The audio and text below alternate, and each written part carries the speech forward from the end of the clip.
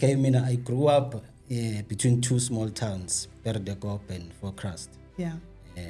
They are close to each other. Perdekop is my father's side of the family, and then Forecrest is my mother's side of the family. So, growing up at Perdekop, that's why I like to say I grew up between the two places, because there was a point where I stayed at my father's side.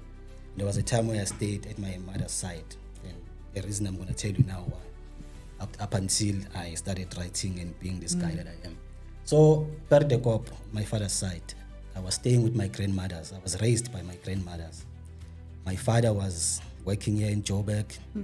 My mother was also working here in Joburg. But my mom, at least every now and then, she would come and we would visit her during school holidays. But my dad, we only saw him once per year, or sometimes never. And every time when he came home, he would come with a different woman. So, every year, so I started, I think I was 10 years. 10 years I was washing my own clothes. I was cooking. I was making fire in Baula and a stove, samalahle. Ekhaya besikhulele endlini yodaka. Yabona ePerdekop. So every morning my grandmother used to send me to buy alcohol for her every morning before I go to school. Sometimes I would go to school barefoot with no shoes. So there was a time where I started realizing, no man, there's something wrong here.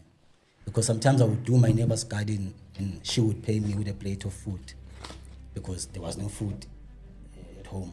And then sometimes I would look after someone's cattle. Lusa, yeah. Yeah, herding cows, yeah. So I would sit there and then umkhulu wami ubaba uMngomezulu beyangibhadala nge-5 liter yebisi makaceda ukusenga. Yabona. So these are the stories most people don't know about me, and probably sharing this for the first time here.